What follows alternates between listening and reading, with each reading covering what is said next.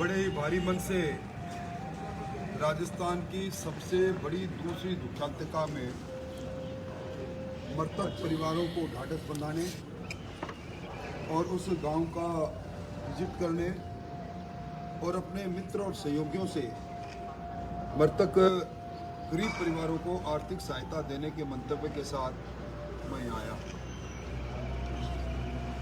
मेरे पास महेंद्र सिंह जी भाटी विराजे हैं।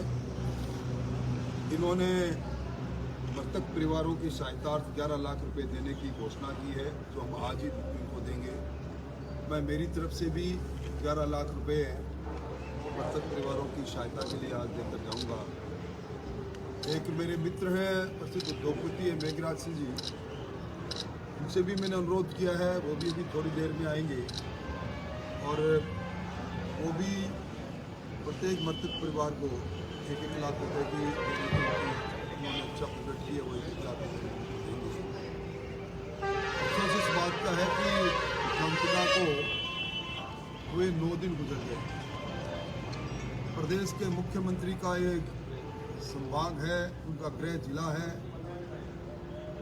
और वो खुद अब तक उस स्थान पर नहीं गए, ना ही कोई कबीना का मंत्री गया। दुर्घटना कैसे हुई, किस परिस्थिति में हुई और भविष्य में दुर्घटना का रोकथाम के लिए सरकार का क्या रोड मैप है, क्योंकि आप सब लोगों को मालूम है कि एक दुर्घटना इससे पहले भी बसानिया में, जोधपुर के उस इलाके में हुई थी, जिसमें 10 इसी तरह बदवाशिया में कीर्तिनगर के अंदर 12 लोग उसमें कालकलवित हुए थे अलग अलग में समय में। उसके बाद भी कोई सरकार ने सेफ्टी मेजर्स के लिए, सुरक्षा के लिए भविष्य में घटनाएं नहीं हो, ना तो उसका कोई अध्ययन दल बनाया, ना उसकी कोशिश की, और उसी का कारण रहा कि इस प्रकार की दुर्घटना में 31 लोग आज कालकलवित हो गए।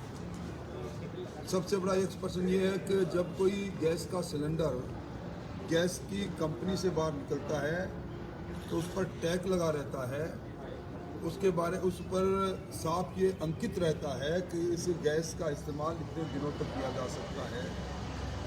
ये गैस के सिलेंडर किस प्रकार कैसे वहाँ पहुँचे, और अब तक दोनों गैस कंपनियाँ, उनकी तरफ से CSR का बहुत बड़ा फंड होता है।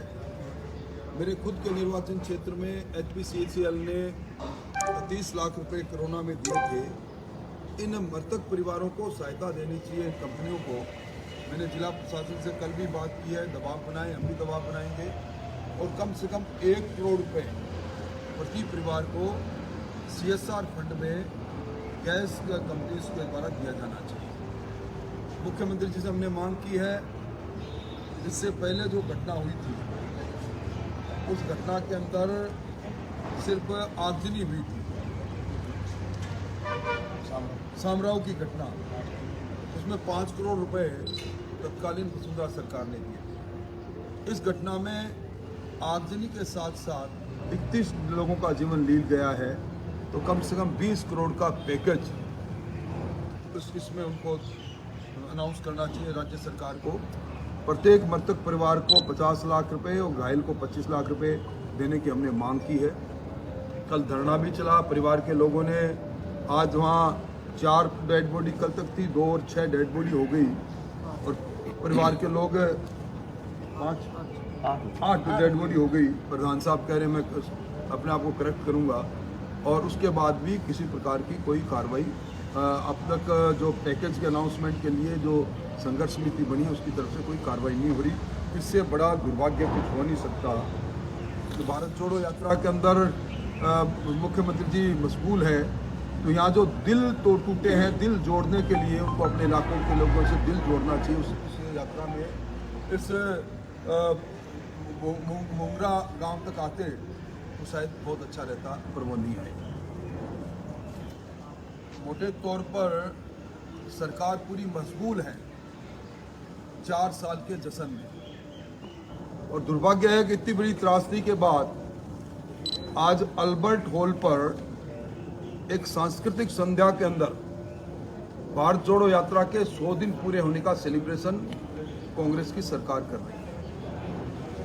मैं समझता हूं कि ये एक तरह से जख्म में नमक छिड़कने के बराबर है और कम से कम मुख्यमंत्री जी को भारत जोड़ो यात्रा का स्वागत कर रहे हैं और उन्होंने कुछ ही महीने पहले जो कांग्रेस तोड़ो अभियान चलाया था। कांग्रेस के अंदर सबसे बड़ा सम्मानीय पद होता है राष्ट्रीय अध्यक्ष का। उन राष्ट्रीय अध्यक्ष में उनको नामांकित करने का जब आलाकमान ने उनको इशारा किया, उसके बाद जिस प्रकार का मुख्यमंत्री के चयन के लिए जो उनके दूत चल कर आए, पर्यवेक्षक बनकर आए, राष्ट्रीय नेताओं के और राष्ट्रीय नेता सोनिया गांधी जी और राहुल गांधी जी के निर्देश पर आए, उनको जिस प्रकार बैरंग लौटाया गया, एक तरह से कांग्रेस का राष्ट्रीय अध्यक्ष का पद उनको छोटा लगा, मुख्यमंत्री का पद बड़ा लगा। मुख्यमंत्री का पद बड़ा लगने के पीछे जो मंशा अपने आप निकल कर आती है, वो लगता है कि इस मुख्यमंत्री के पद पर रहकर वो इस पद का बेजा इस्तेमाल करना चाहते हैं और अपने सहयोगियों को चांदी कूटने के अभियान के अंदर लगे रहने के लिए उन्होंने इस प्रकार का काम किया। और मैं समझता हूं कि चाय के प्याले से पहले जो तूफान खड़ा होता है, वो तूफान का इंतजार आज हो रहा है। 4 साल में अंतर्द्वंद में चलते इस सरकार ने एक भी ऐसा काम नहीं किया जिसको जनता के बीच में रिपोर्ट कार्ड के रूप में दिखाए कि अगर काम किया तो सिर्फ एक किया है कि मुख्यमंत्री जी अपनी कुर्सी बचाने में कामयाब रहे। 4 साल तक उनकी कुर्सी, कानून व्यवस्था की जर्जरता, दूर जाने की आवश्यकता नहीं। जिस जिले से, जिस शहर से ही आते हैं, शहर के अंदर माता का थाना इलाके के अंदर सरेआम स्ट्रीट शीटर आपस में गोलियां चलाए, गाड़ियां तोड़े और उसके बाद सरकार, शहर के आयुक्त अब सक्रिय हुए हैं, हम इन अपराधियों की खोज खबर करेंगे। ये पहली घटना नहीं। एयरपोर्ट के इलाके के अंदर मैं समझता हूँ कि नकाबपोश पूरी ATM की मशीन को उखाड़ के ले जाए, कितने दुस्साहस हो रहे हैं यहाँ।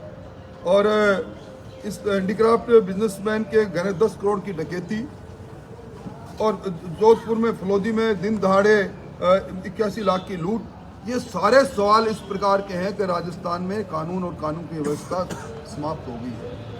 NCRB के आंकड़े भी बार बार ये कहते हैं कि राजस्थान के अंदर जहां एक और महिला दुष्कर्म में पहली पायदान पर लगातार तीसरी बार है, वहीं अपराध प्रकरणों के अंदर राजस्थान की राजधानी देश के अंदर मेट्रोपॉलिटन सिटी के अंदर चौथे स्थान पर आ गई।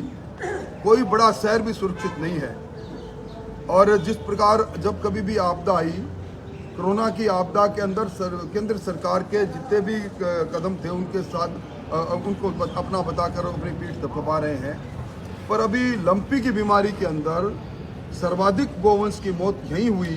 टीकाकरण के अभियान में सरकार फिसड्डी साबित हुई। अलग अलग सर्वे ने यह सिद्ध कर दिया कि पूरे हिंदुस्तान में सर्वाधिक भ्रष्ट सरकार है तो गहलोत साहब की सरकार है। इंटरनेशनल ट्रांसपेरेंसी के सर्वे ने सिद्ध कर दिया। और अब तक जितनी भी इन्होंने घोषणा की है, कोई एक बड़ी घोषणा बता दें जो 25 करोड़ से ज़्यादा की हो, जो इन्होंने घोषणा बजट में की, वो घोषणा अपना मूर्त रूप ले चुकी है। आज इनके खाते में कुछ नहीं है। सरकार अब इस सरकार अपने चुनावी वर्ष में प्रवेश कर चुकी है। सरकार के कार्यकाल के मात्र उनको 9 महीने मिलेंगे, बाद में आचार संहिता आ जाएगी। ये सारी बातें ये सिद्ध कर रही है कि ना सरकार है, ना सरकार की संवेदनाएं हैं और निश्चित तौर पर इस सरकार के चलते कोई उम्मीद भी नहीं की जा सकती।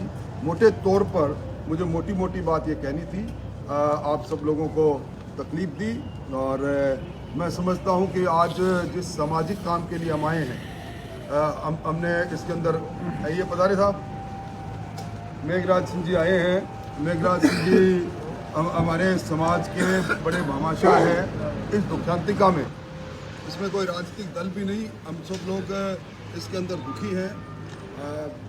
अभी मैंने जो कहा 11 लाख रुपए मैं अपने अर्जित आय में से दूंगा, 11 लाख रुपए महेंद्र सिंह जी पार्टी देंगे।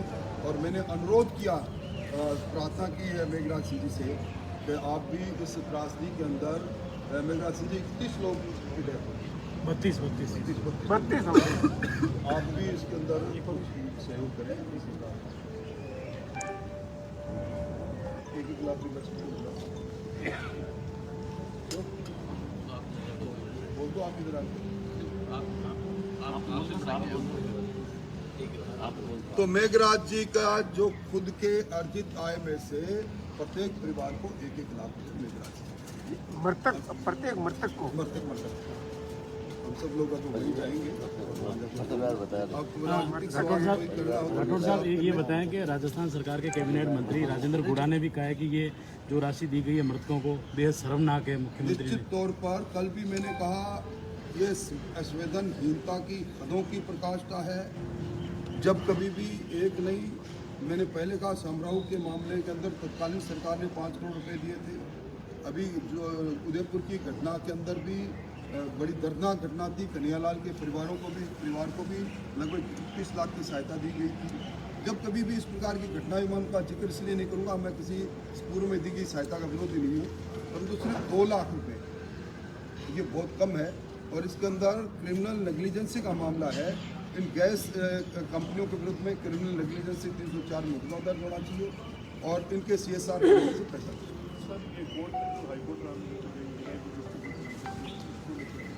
मैंने एक रिट लगाई है क्योंकि 70 दिन व्यतीत हो गए थे। मैं गुलाब चंद जी कटारिया की अगुवाई के अंदर हमने एक शिष्टमंडल के माध्यम से हमारे विधानसभा अध्यक्ष जी को कहा था कि राजस्थान की जनता में असमंजस है, सरकार बहुमत और अल्पमत के बीच में झूल रही है। जात पत्र उन्होंने दिया तो जात पत्र आप निर्णय करें। जब उन्होंने उस पर निर्णय नहीं किया तो फिर लगातार मैंने अलग अलग अंतराल के अंदर 3 पत्र और लिखे और जब किसी भी पत्र का जवाब नहीं आया तो मजबूर होकर मैंने बड़े भारी मन से न्यायपालिका का दरवाज़ा खटखटाया, क्योंकि ये मामला विधायिका को निर्णय करना था, उन्होंने नहीं किया। और अब उसमें नोटिस जारी हुए हैं, 2 सप्ताह के अंदर अंदर उनको जवाब देना है। मैं इस मामले की पैरवाई खुद कर रहा हूँ। संविधान के अलग अलग अनुच्छेद में साफ लिखा गया है कि समीक्षा से अगर कोई प्राप्त देगा तो विधानसभा अध्यक्ष जी को उसको स्वीकार करने के अलावा उनके पास कोई और चारा नहीं है। इसलिए अब मामला चूँकि न्यायालय में है, इसलिए उस पर ज़्यादा टिप्पणी करना उचित नहीं है, पर मुझे उम्मीद है कि न्यायालय इसमें ऐतिहासिक निर्णय देगा जो नजीर बनेगा हिंदुस्तान के संसदीय इतिहास में। अच्छा राठौर साहब, जन आक्रोश यात्रा चल रही है बीजेपी की, जिस तरीके से नागौर में विधायक का विरोध झेलना पड़ा, जिस तरीके से अलवर में आपस में कार्यकर्ता लड़े, क्या ये बेहद शर्मनाक नहीं है? लगभग 93-94 हज़ार किलोमीटर की यात्रा में यदा कदा एक जगह पर कोई छोटी मोटी बात हो जाए। भारतीय जनता पार्टी के 84 लाख तो साधारण सदस्य वो हैं जिन्होंने पंचनिष्ठाओं के आधार पर इस पार्टी की सदस्यता ग्रहण कर रखी है। इतने बड़े परिवार में यदा कदा कोई बात हो जाए तो कुछ नहीं। ये भी नहीं भूलना चाहिए कि सरकार के विरुद्ध 10 लाख से ज़्यादा शिकायतें प्राप्त हुई है। पहले चरण में हमारा काम ही सिर्फ जनसंपर्क करना था। हमारी सभाओं का दौर तो 15 तारीख से प्रारंभ हो गया था हर विधानसभा में। सर, आप अक्सर बात करते हैं कि कांग्रेस में फूट है, क्या बीजेपी में फूट नहीं है और क्या सीएम का चेहरा सामने आएगा? अगर होगा तो कौन होगा? संसदीय बोर्ड तय करेगा। बीजेपी बिल्कुल एकनिष्ठ है, हम अपने संगठन के साथ हैं। सीएम के उम्मीदवार तो खूब बन रहे हैं सर। हमारी पार्टी के अंदर योग्यताधारी लोगों की कमी नहीं है। अगर ज़्यादा उम्मीदवार है तो उसका स्वागत योग्य है। हम कोई 1 या 2 नहीं है जो आपस में सर प्रोटोकॉल करें, सचिन पायलट और अशोक गहलोत। एक बार फिर सर जो है वापस सीडियों और वीडियो का दौर शुरू हुआ है। देखिए, ये डेमोक्रेसी का एक हिस्सा है। इसमें मैं समझता हूँ मेरी उसके लिए उसमें जानकारी। ठीक है, बहुत धन्यवाद सर।